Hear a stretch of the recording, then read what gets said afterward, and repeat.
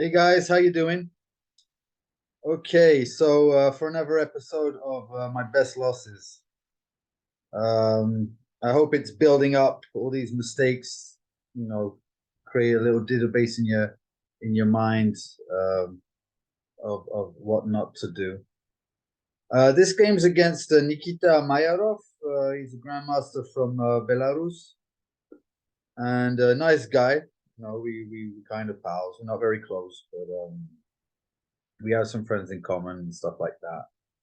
And I was playing him in 2011 in a tournament called Formy, which is in the north of France.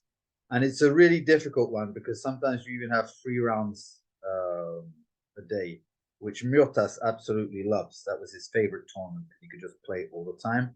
And while he was beating everybody, he would skip round the boards and look at everybody's game at the same time. It was quite a spectacle. Anyway, um, another game that I am gonna screw up big time. So if you know, I'm showing games that I've lost, and it's true that for the moment each one has kind of I've kind of either been winning or had a good position, and it just goes to show, right? I mean, most of the time it's psychological. I mean, it doesn't have to be on one move, psychological, maybe that you manage to get a good position, but you're spending a lot more time than your opponent to get it. And in this particular game, you're going to see that I'm going to make a lot of moves, which they're not the best moves, they're not particularly mistakes, but it's just taking too much time to do something that I could have done anyway. In any other way, it would have been fine. It's just like I'm trying to be perfectionist about stuff which is not the essential. And that's basically one of the definitions of the grandmaster. It's not somebody who's going to calculate more, but who's going to get straight to the point. He's not going to mess around with silly calculations that are unnecessary. So in this game, you're going to actually see both. You're also going to see a big, you know, I'm going to fall from quite a height. So okay, and then I prepared pretty well for the game as usual. Prep is kind of my I enjoy it. It's a game in the game, and I enjoy doing it. So I kind of got a position that I wanted, that I was aiming for. It wasn't too difficult against Nikita because he kind of plays this d6 thing. So there are a few moments in the game you can play d6, right? It's not like, for example, here obviously you got your Steinitz d6, and then you're gonna have your deferred Steinitz. So that's a different category because the knight isn't out yet, right? And sometimes it's going to go to e7. Obviously, there's f5 pushes which are possible. So I would put that in a totally different category. Here, the move knight f6 has been played, and so here you have d6 now or after bishop b7 and d6, and those two, they're kind of brother lines or cousins, right? So you could also play d6 at this point, and there is some kind of nuance, right? Sometimes it can transpose in some of the. But okay, let's not make it too much about the opening. Okay, so he plays d6, and so one of the ideas, I will make a small digressions on the opening for practical purposes. Here, you don't have to play this way, the way I did. You can actually play. It's kind of flexible. You've got many setups for white which are totally, plausible. And here you would kind of save the move c3, and what you're aiming for is that after these exchanges, you're going to be able to set up a bind, right? That's old as Tarash and Pillsbury. And so this bind, for those who don't know, it's basically a way of telling black that he has less space. We have the space advantage. Now that advantage could easily disappear, right? Evaporate if he manages to get a move like d5 in and taking away the most of the central pawns, right? In that case, without pawns in the center or without a most advanced pawn, there simply is no space advantage. It's not because your pieces are placed, in the opponent's camp, for example, that you've got more space. It's about the pawn structure.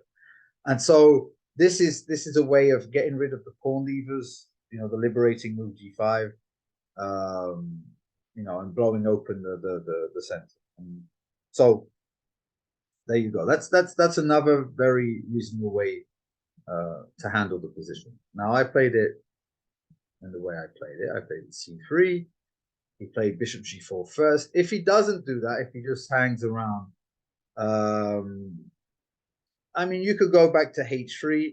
Now, obviously, the difference is that because he's played d6 before b5, if b5 comes now with with a chance to transpose, you can either just transpose and not give yourself a headache, but black has to reckon with the extra bishop c2.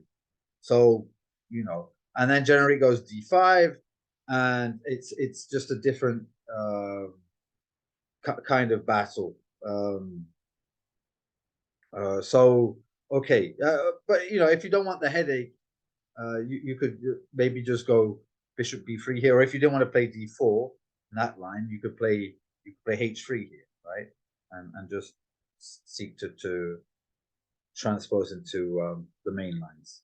So I wasn't fussed. Anyway, yeah, he played bishop g4. So bishop g4 is an independent line, and the difference is, well, like from a strategic perspective, it's not, this move is quite often just to pressure the center, right? You're gonna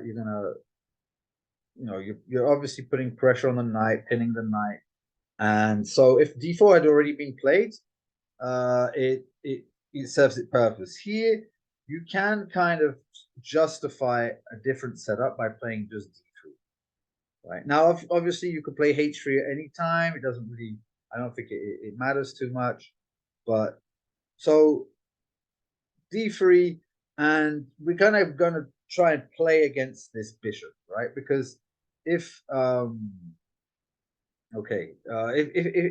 if it gets to g6, it can end up like that game where Capablanca more or less did something like that with h3 g4, and the bishop was just stuck on g6, and then he exchanged all the other pieces, and he's just stuck with one bad piece.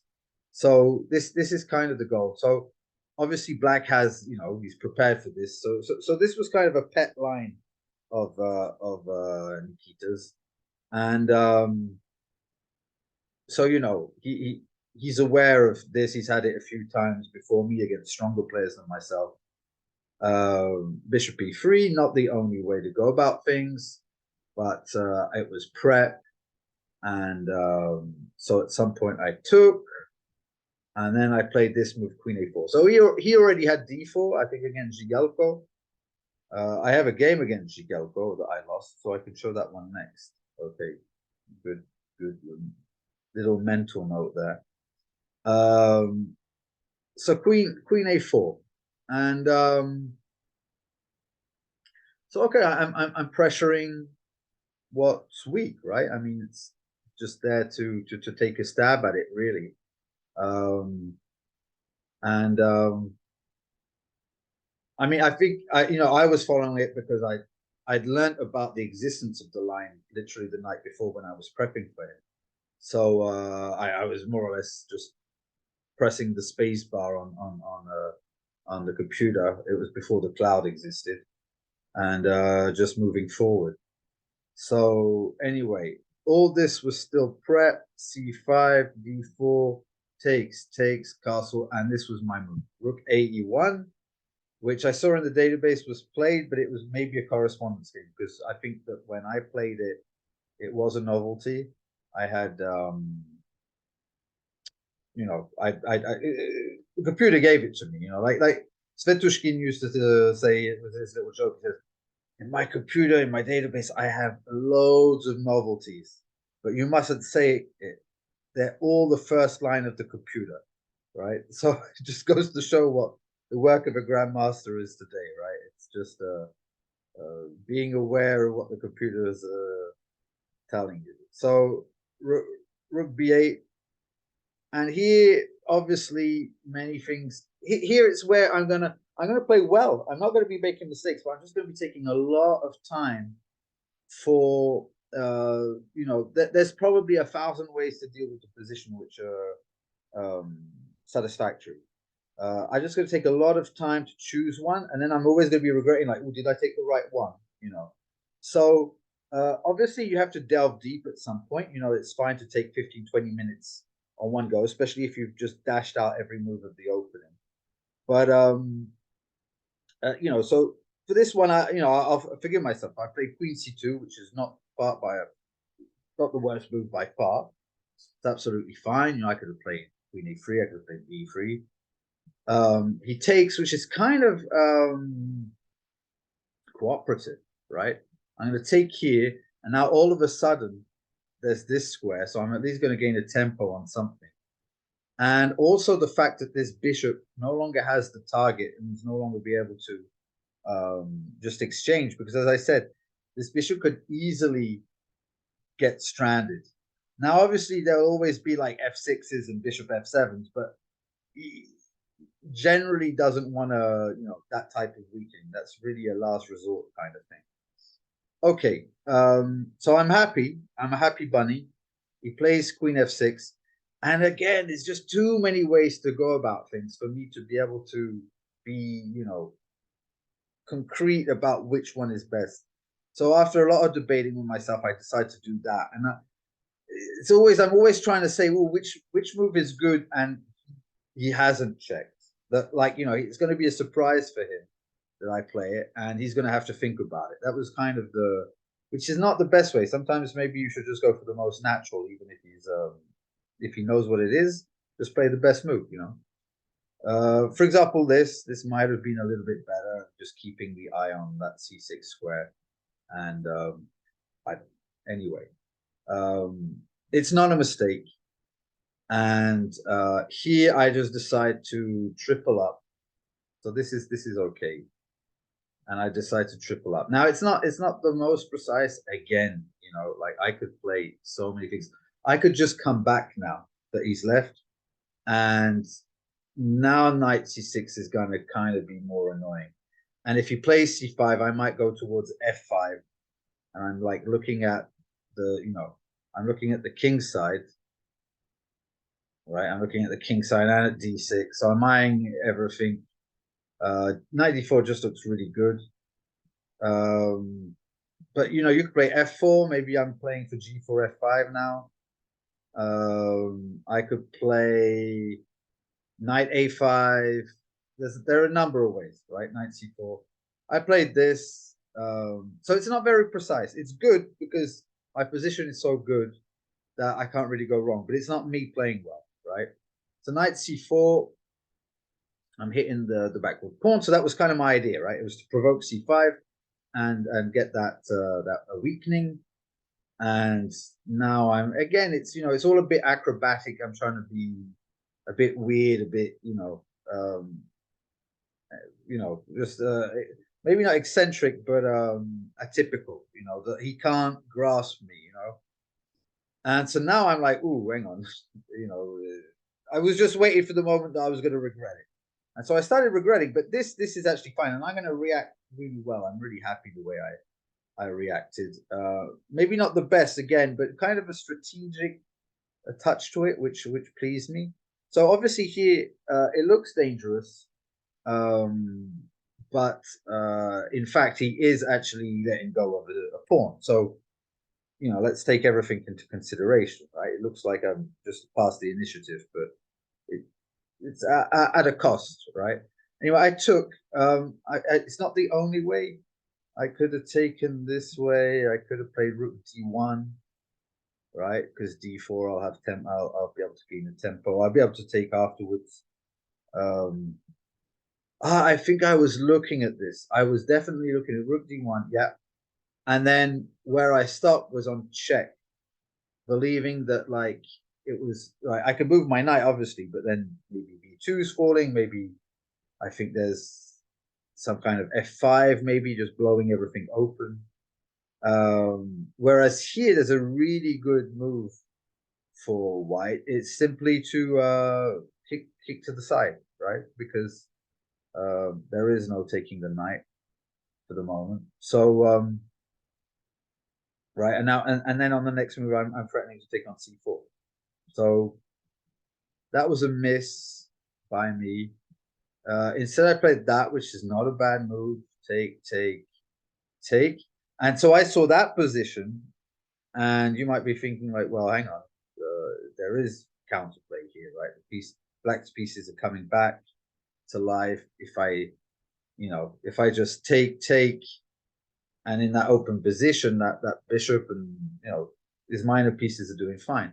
But this was the whole point. The point was I was going to play f4 again. I took maybe 10 minutes to see if I should play f4 immediately or if I should put rook d1 in first, And if I'm going to do that, just bloody well go ahead and do it, right? Just either it's better or it's not better, but you just make your decision instead of trying to be perfect in the calculation of it all. Because if it's so complicated to calculate, obviously that's an answer, right? That's your answer that you're looking for. It's like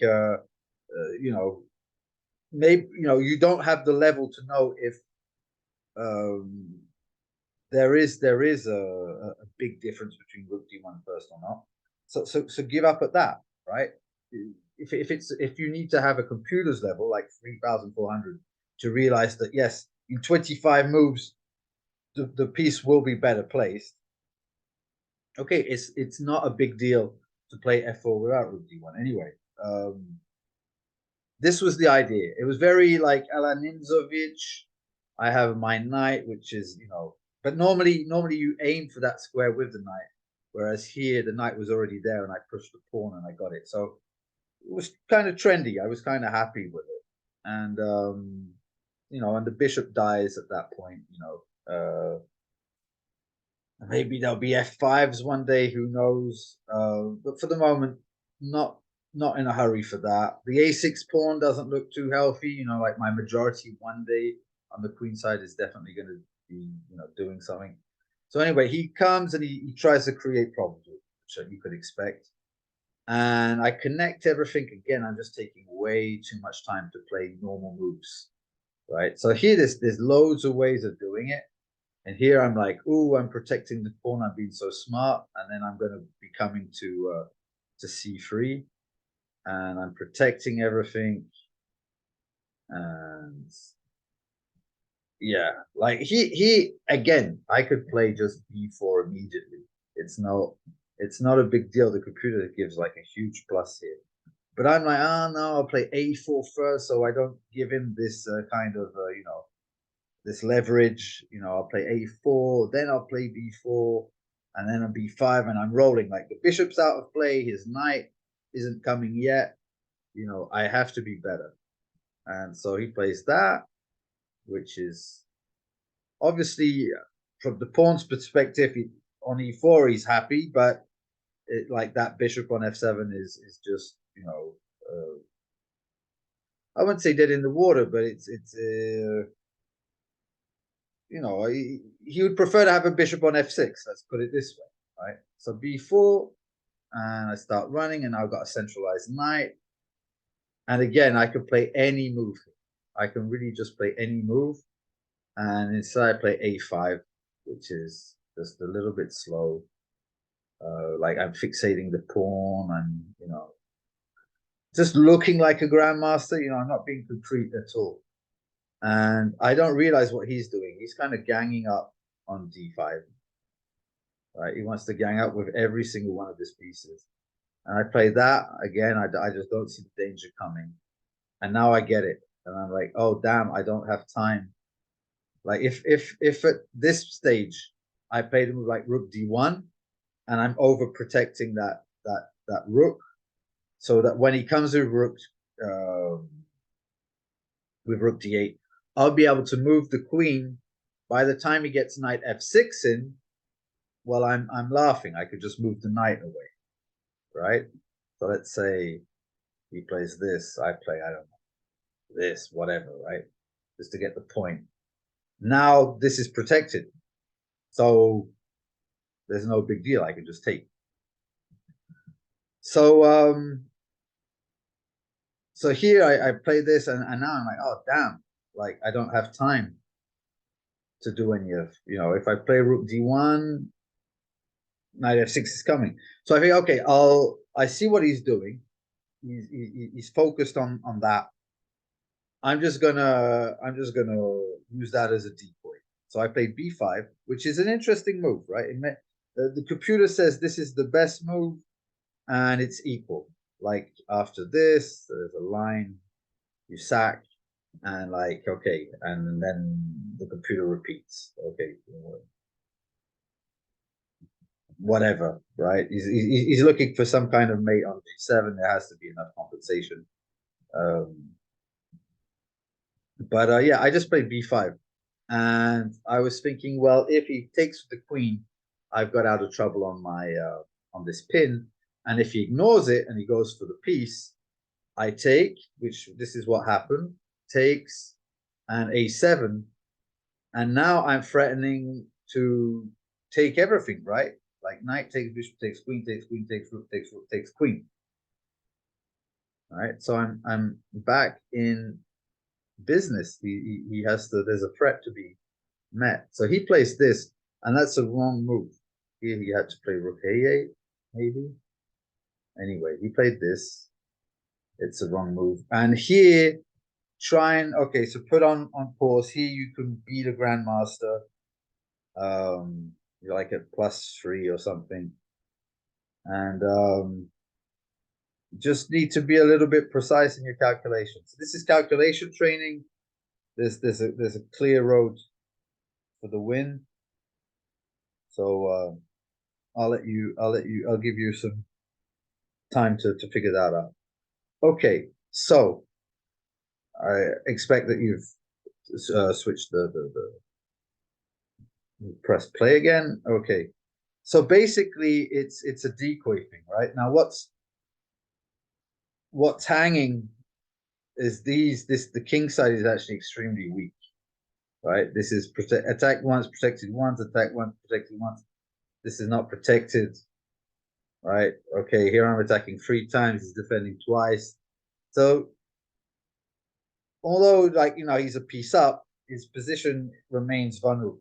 And so the way to do it is actually to sacrifice the queen. Wow, sacrifice the queen. Yes, sacrifice the queen. You promote the queen to sacrifice it. You're threatening mate, but you're not only threatening mate, you're also threatening the h6. Right, so when he's going to come, you're going to get like a second pawn for it. So what are you? You're 4 against 2 for the piece now. You've got a threat on f7. e4 is falling. And let's say he plays a move like queen b7. We can check another move if you want. a6. And basically, yeah, this is going to be fine, right? The rook against the 2 pieces and the pawn on a7 is going to be winning. And if he plays, I don't know, queen e8, again, you have the choice. You can even take here, or you can even take here and take the knight, and the rook ending with 2 pawns up should be winning. So there you have it. It was kind of simple. It was kind of simple. I was in big time trouble, right? So this is it. It's like all those other moves, right, which weren't that important, because yes, maybe that way is better than that way, but they're all kind of, and so you're trying to weigh which is the best one. It's not pragmatic, right? It's great if you're looking at a position in a textbook and you want to look at the best one, but it's not, you're just going to get into a position, you're going to get a winning position in the end, where you're going to have 20 seconds to make the decision, and and you're going to blow everything. So remain pragmatic. That's the moral of the story. So just to show the end, I played a6, and he took. And actually, funny enough, because we're in a time scramble, and the writing, I couldn't read my own writing, so I couldn't put the rest of the game. But actually, here the computer just puts equal. So I'm still not lost even after this, right? And here it's kind of funny because the king can't go back to defend the bishop on the 8th rank, right? Because there will be check. And if he comes up here, you can just check. If he goes to g7, you come back. And if he comes here, well, you've got the choice, I guess. You can come back to f5 and try and look for some kind of mating net. Yeah, the computer actually just gives it back. Check, and then knight d6, I guess. Yeah. So there you have it. Yeah. Just don't take too much time. Like when you have these good positions, it's very chess is very psychological in nature. It's not all about being perfect in your choices. It's also being able to just make good choices, not always the best choice, but don't play bad moves. Just say okay, and I'm moving forward with the game. By trying to be perfect, you're taking a lot of time. You're not achieving perfection anyway. You're still going to have problems to deal with, and whatever the line, and except for if you're completely winning. But in that case, that's a different story altogether. And yeah, so I messed up. Another very good game. And even when I did mess up, I was able to come back on track. Right, I actually had the opportunity to come back on track here, and but at that point I don't have enough time, and I mess it up. Okay, so that's for episode 3, and I'll be seeing you shortly. Take care.